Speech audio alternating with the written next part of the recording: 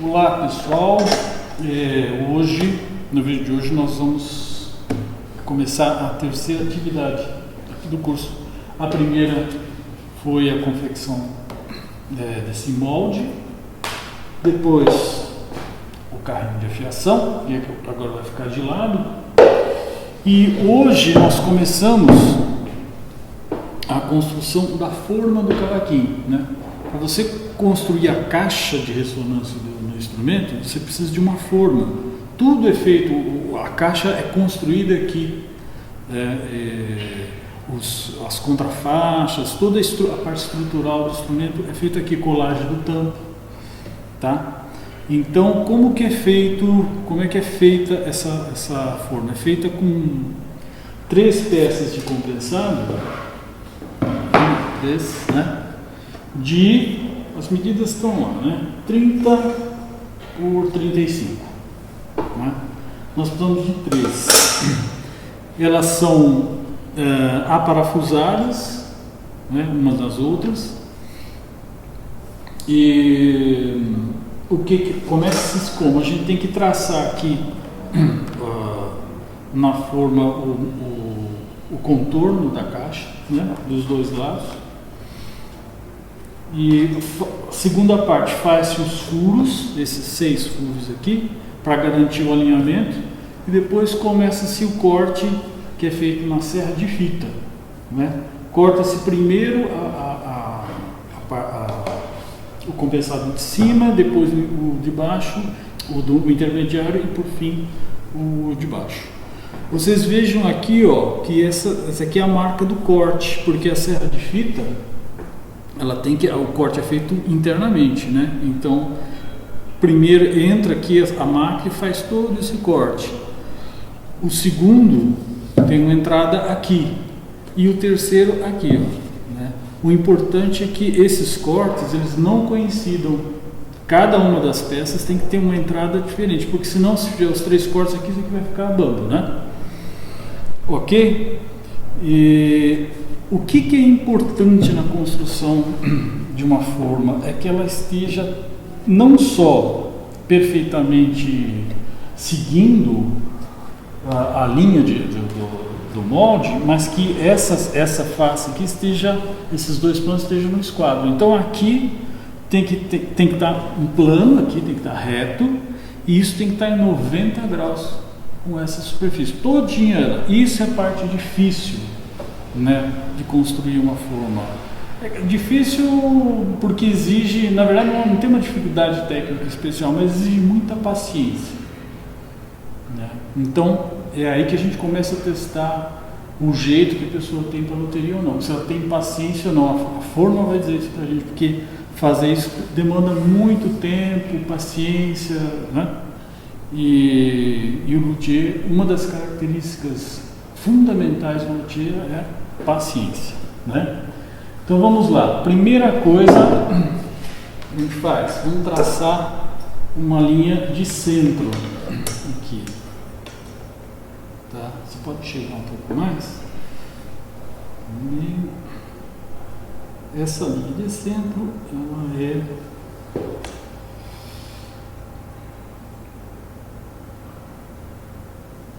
né? Eu vou pegar um outro caneta.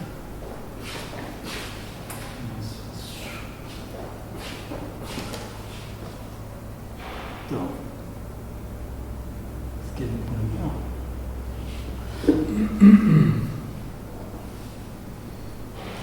Antes de traçar com a caneta, eu passo um traçador aqui, sabe? Fazer um suco mesmo, do mesmo jeito que nós fizemos com PVC. E por quê? Tem a mesma finalidade, garantir que essa linha de centro não vai ser perdida. Porque nós vamos traçar essa linha de centro, depois vamos mudar o acabamento, isso aqui tende a desaparecer. Então, se a gente passa um traçador, que é simplesmente uma ponta metálica qualquer, pode ser um prego, ele faz um sulco e a linha fica visível, né? Então vamos lá, feita a linha, traçada a linha de centro, eu vou mais ou menos distribuir aqui, ó. Tá?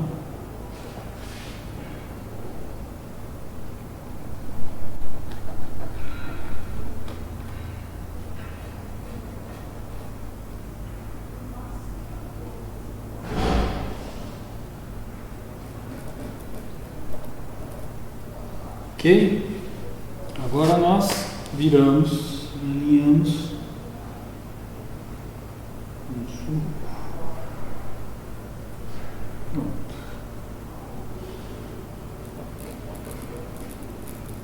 Tenta manter a caneta 90 graus em relação a essa superfície aqui, não assim nem assim, né? Tá?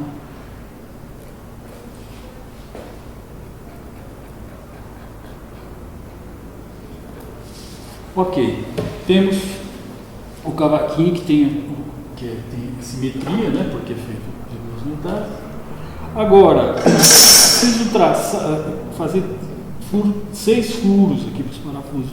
E eu vou mais ou menos seguir aqui, ó. Por exemplo, aqui assim, que não carece de ser uma coisa muito, tá? E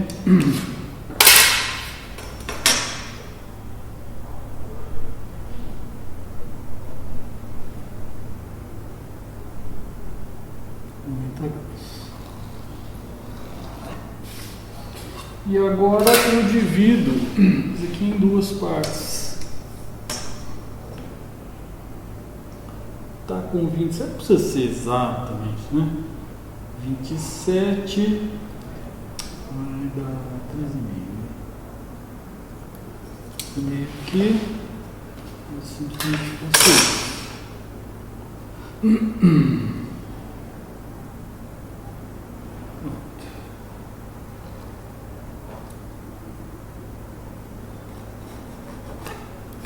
Tá? Então eu posso, por exemplo, pegar a partir daqui, eu tiro 2 centímetros.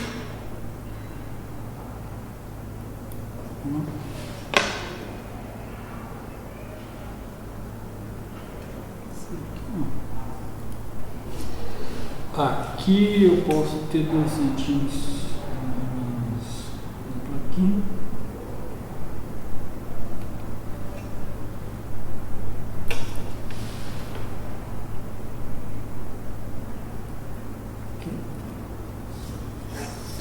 E aqui mesma coisa, tiro 2 centímetros.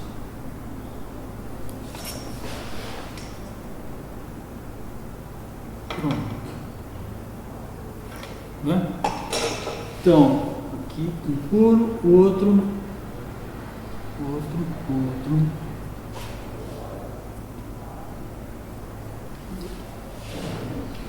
Feitas essas marcações, depois de feitos esses furos, depois nós vamos cortar essa peça aqui, a parte externa dela, né? Mas primeira coisa, o próximo passo então agora é juntar essas 3 peças, fixar bem com um grampo e fazer os 6 furos para se encaixar nisso daqui. Depois a gente tira a primeira delas, corta, volta para cá, transfere esse corte para a segunda e corta, e assim por diante. Nós não vamos cortar todas as 3 ao mesmo tempo, né? Então é isso.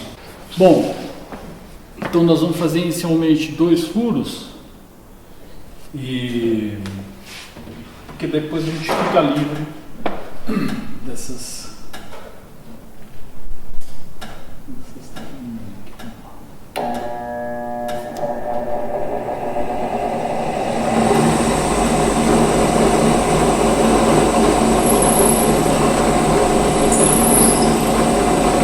Quando a gente fura uma peça de madeira, faz funda a broca e depois sobe para trazer o cavaco. A broca helicoidal, ela deveria fazer isso também, mas nem sempre tem a mesma eficiência.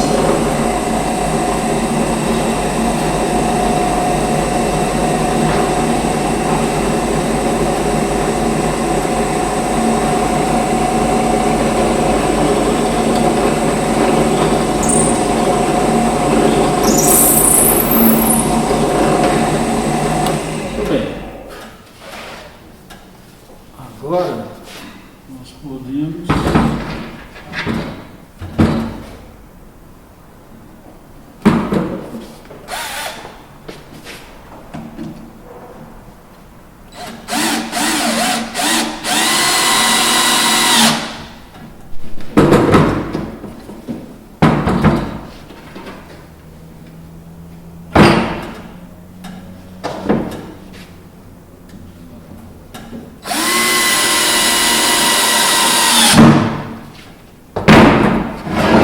Com essas duas partes fixadas, vou essas tampinhas aqui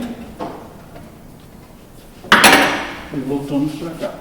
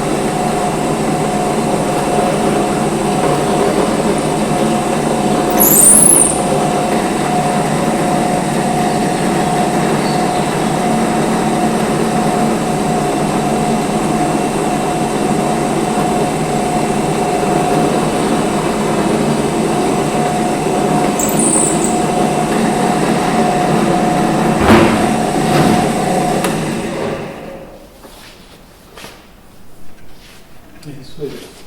Bom, feitos os 6 furos, o que nós precisamos fazer? Nós precisamos marcar aqui nas laterais que essa é a primeira, essa é a segunda e essa é a terceira, né? Então faz uma marca qualquer.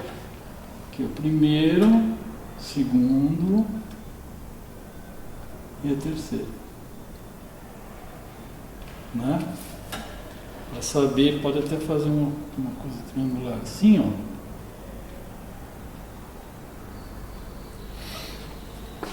Porque agora nós vamos cortar cada uma delas separadamente, né?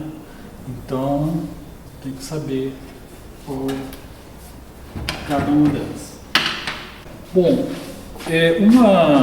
uma dica importante aqui quando a gente vai fazer o corte é a seguinte: a serra, nesse caso aqui, ela vai entrar por aqui, né? E depois ela começa a fazer esse corte seguindo o perfil aqui do corpo do instrumento. Isso aqui a gente tem quase que 90 graus aqui, né? Então é muito difícil. Para resolver esse problema, o que a gente faz? Faz um furo com uma broca, de tal forma que a serra, depois da serra de fita, ela chegue aqui e ela consiga fazer essa curva, né? No caso da nossa serra aqui na universidade, ela tem, a serra que a gente está usando no momento, ela tem uma largura de 3/8 de polegada. Isso aqui é uma broca de meia polegada, maior. Tem que ser uma broca maior, né? A marca da biônica está fácil também.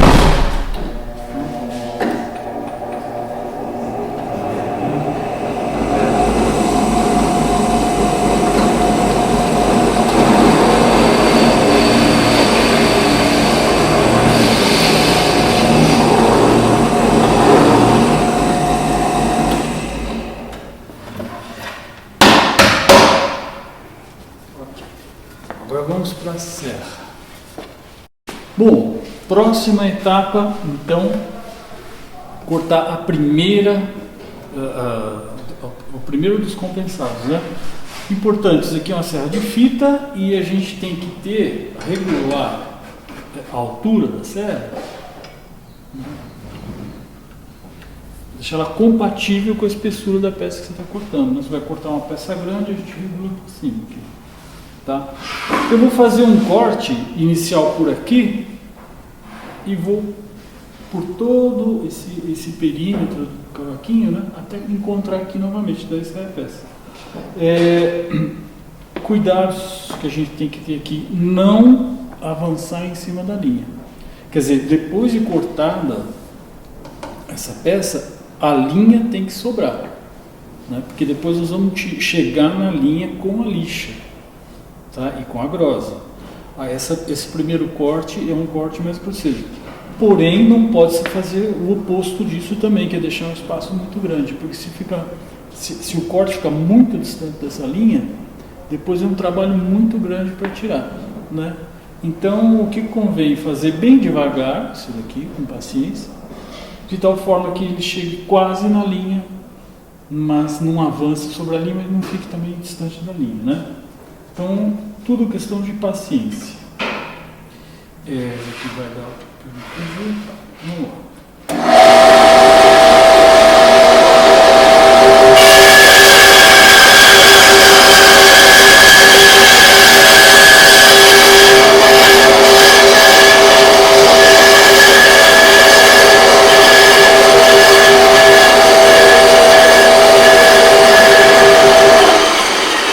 Detalhe,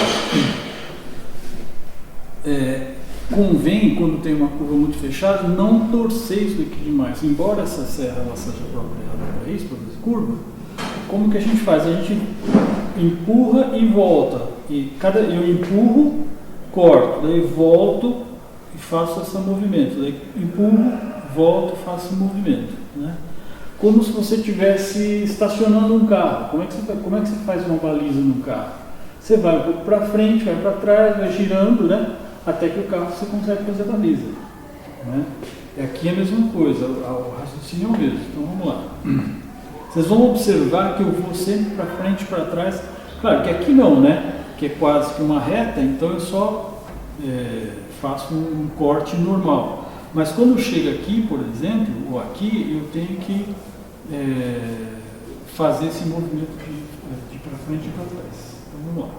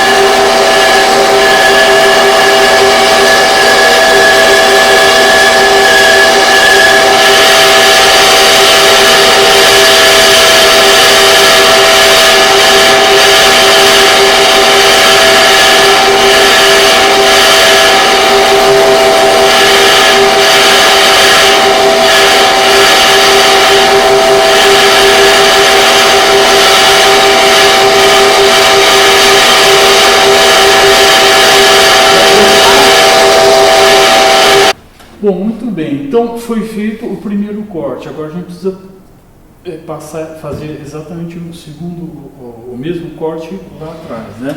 Na segunda. Olha aqui, ó. 1, 2, 3, né? Então, para não termos problema, o que a gente faz? A gente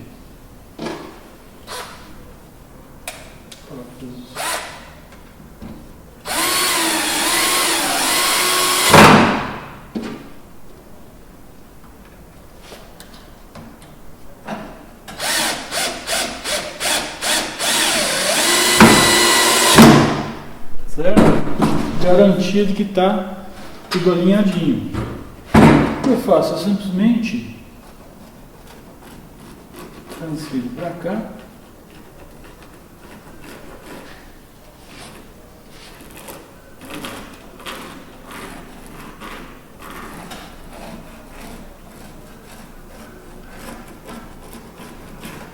Só que a caneta ainda vai acabar no meio da...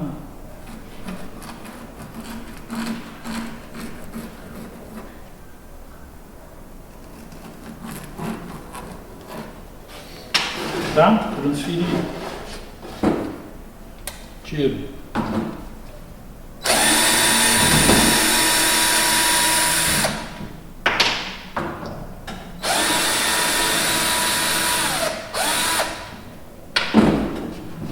E agora eu faço o segundo corte. Qual é a diferença desse primeiro corte para o segundo? Nesse primeiro eu fiz um corte para dentro da linha e não deixei a serra encostar na linha. Agora aqui, como é uma transferência desse para esse, eu vou fazer o corte encostar na linha. Porque senão esse daqui vai ser menor do que o primeiro, daí vai ficando menor e menor e menor. Então vai ter muito trabalho. Então esse segundo corte eu faço na linha. Tá certo? vamos lá.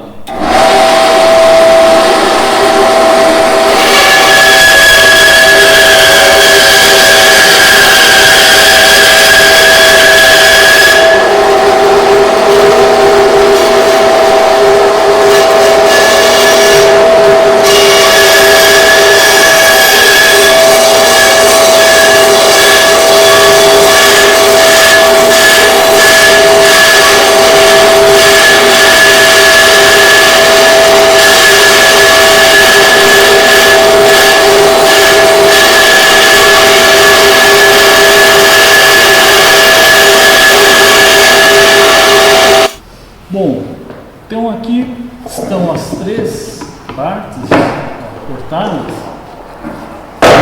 numeradas 1, 2, 3, e esse triângulo aqui que indica pra gente qual é a ordem, né? Pode ser uma ou outra coisa. Então, como eu cortei isso daqui com muito cuidado na serra de fita, vamos encaixando aqui, ó. Cortei devagar, paciência. O que acontece? O simples fato de ter cortado essa daqui, eu deixei ali.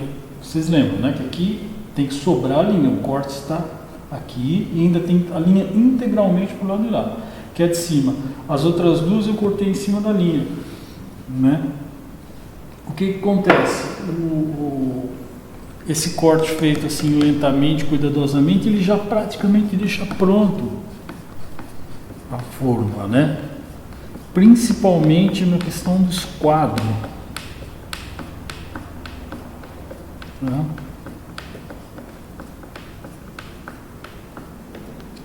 Agora a gente tem que juntar todas essas partes.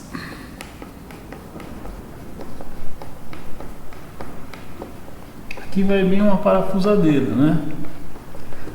Na falta de, está sendo usada agora, nós vamos na mão mesmo.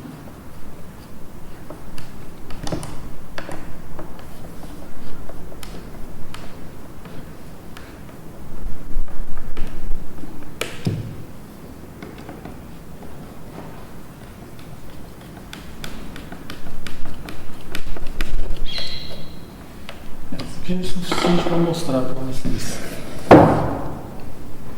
Ó, o importante aqui, bom, essas partes aqui que saíram daqui tem que ser preservadas, né? Porque a gente vai usar para fazer uma base para depois trabalhar sobre o tampo, sobre o fundo. O que é importante aqui é que esteja no esquadro, né?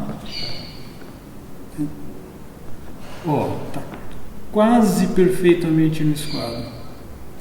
Né? Tem que tirar um pouquinho só e chegar na linha. Por isso que é importante fazer esse corte devagar, com muito cuidado, porque metade do trabalho é feito, né? Se esse corte for feito correndo e descuidadamente, vai ficar muito irregular essa superfície e daí vai ficar muito mais difícil de acertar depois, né?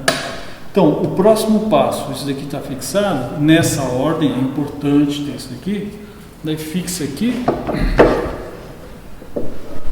né? E eu vou trabalhar com essa ferramenta aqui que se chama grosa, né? Eu tenho aqui desse lado a referência da linha e tenho o meu esquadro. Então eu vou trabalhando até chegar na linha e sempre verificando se existe um ângulo de 90 graus aqui entre esse plano e esse, né? Essa superfície toda. Cuidados para trabalhar na grosa.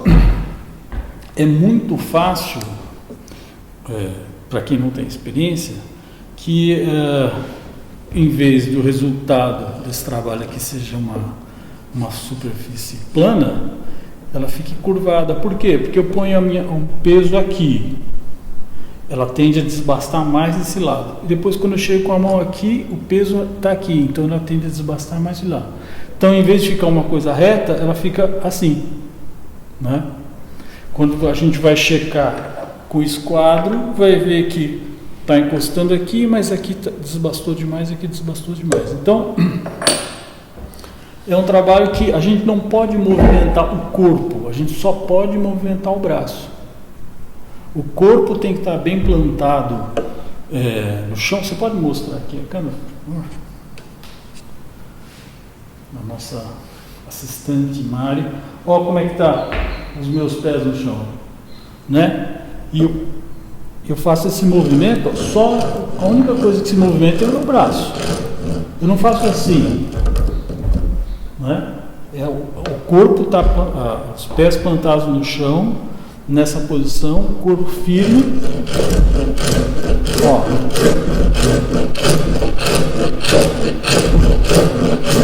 Outra coisa, o movimento da grosa, do desbaste com a grosa, tem que ser combinado. Ele tem que começar aqui e terminar aqui. E tem que começar começar aqui e terminar aqui, né? Ó, eu não faço isso. Eu faço isso. Né? Por quê? Porque se eu fizer isso, eu vou desbastar aqui, mas não vou desbastar aqui. E deve criar um calombo aqui, uma irregularidade na superfície. O que a gente está tentando é chegar na linha, mas deixar a superfície regular e principalmente isso daqui, ó, no esquadro. Se existir uma irregularidade aqui, o que vai acontecer? Essa irregularidade vai se transmitir para a lateral do instrumento. Então, o seu instrumento, no final você vai ver que ele está torto. Por quê? Porque isso daqui é o que determina, isso daqui é uma forma, ou seja, o instrumento vai ter o formato que essa forma determinar. Se ela estiver regular, o instrumento vai ficar com a lateral regular. Se ela estiver irregular, o instrumento vai ficar com a lateral irregular, né? Então, como sempre, muito foco, atenção e concentração e paciência, não tem outro jeito.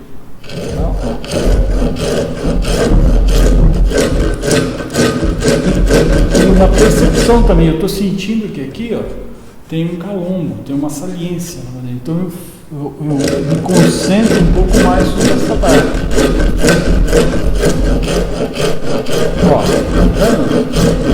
Ó, outra coisa, aqui o trabalho com a grosa tem que combinar força e velocidade. Eu não posso colocar força aqui, porque se eu colocar força demais, a grosa simplesmente não anda. Tem que ser velocidade, ó. Tem que estar leve aqui, ó, para ela deslizar. À medida que a grosa começa a deslizar, eu aplico força, né? Ó. Agora, se eu me apoiar aqui, ó, estou jogando todo o meu corpo em cima disso, ele não se mexe. Por quê? Porque tem muita força ali, vai ficar travado. Se eu não coloco força, se eu deixo a ferramenta deslizar, ela começa a se movimentar, daí ela ganha velocidade e em seguida coloca força, né?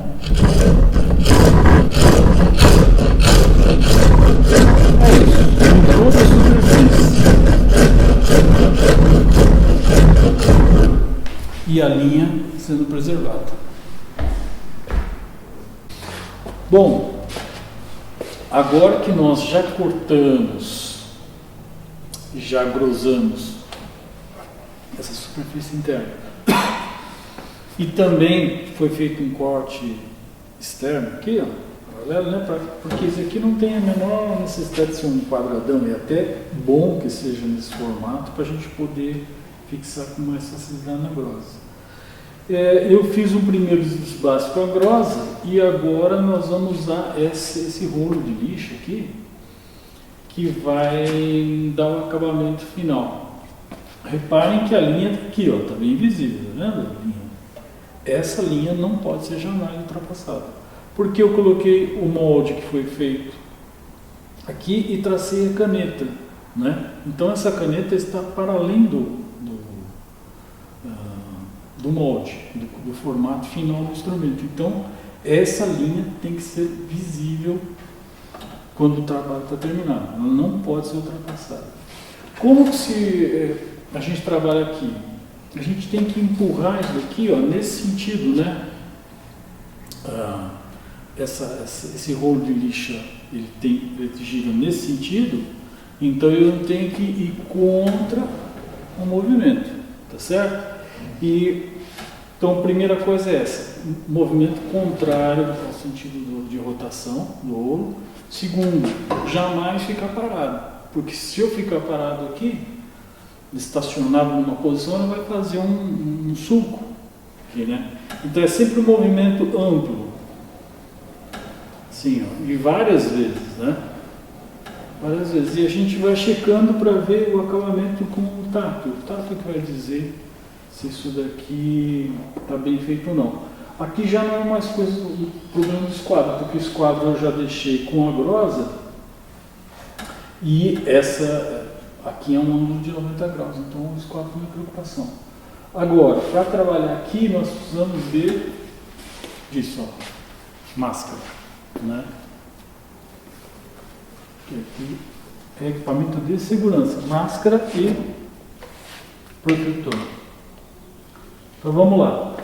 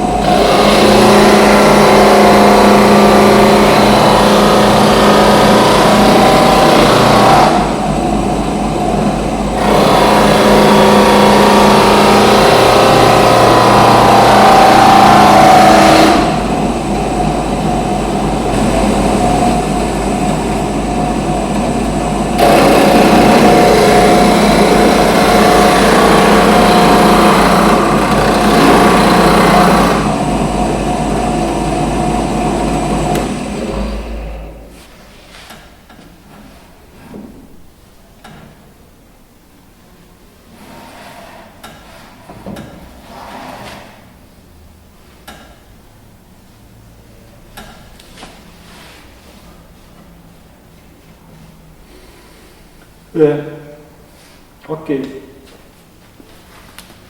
É isso aí, pessoal. Finalizado. Agora, finalizada a construção. Agora, acabamento. Tá? Vamos lá.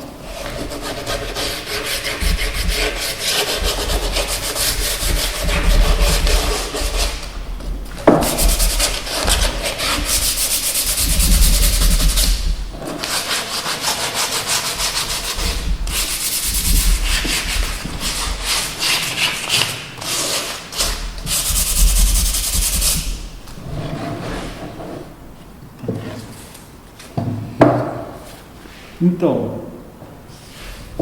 feito esse lixamento, né? Agora nós reforçamos esse sulco aqui, ó. O sulco não, né? Mas a marca da linha que está aí,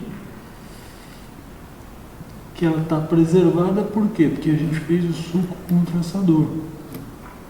Não sai.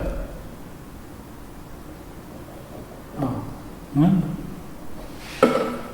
Mas projetamos com o esquadro essa linha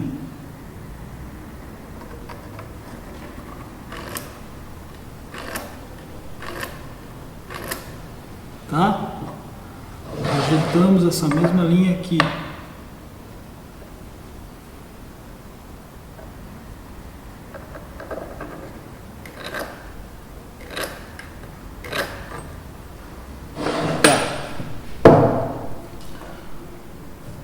A forma está pronta. Como nós vamos, no processo de construção do cavaquinho, nós vamos ter que usar o ferro de entortar, isso muitas vezes a gente precisa umedecer a madeira, né, as laterais, nesse processo, pode ser que essa umidade passe para cá. Então, para preservar, para que essa forma ela dure muito, ou seja, uma forma dessa, você tem que ter, e ela tem que ser útil para construir muitos instrumentos. Né? Você não faz uma forma para cada instrumento, você faz uma forma para um cavaquinho e você vai fazer muitos cavaquinhos. Então, o luthier sempre tem formas para cada um dos instrumentos que ele faz. E para que ela seja preservada, nós temos que selar essa madeira. Então, uma seladora simples, essas seladoras comerciais mesmo, a gente dá 2 mãos de seladora e está pronto agora para construir o que? Os esticadores, que são essas peças aqui, ó, né? De outra forma, para que o instrumento daqui, a caixa, as laterais dele, com os tacos, fique fixado aqui dentro, nós precisamos dos esticadores, que são esses 3 dispositivos aqui que esticam as laterais e fazem com que as laterais fiquem presas. Bom, então agora, próximo passo, acabamento com seladora e pronto. Muito bem, agora resta apenas a gente passar um produto aqui, um verniz, uma seladora qualquer, para proteger, né? Antes disso, o que a gente tem que fazer? Escrever aqui, ó, tampo.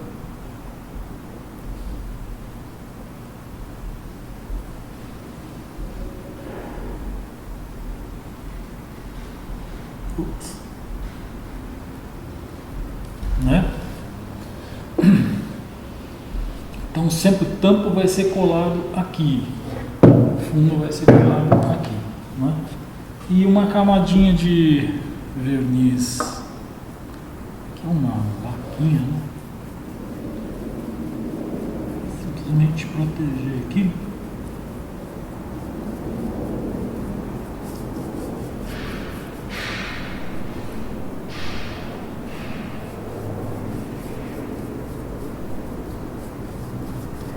Em todo ele, com especial atenção aqui, ó, né? Que é a parte que a madeira está mais exposta, né?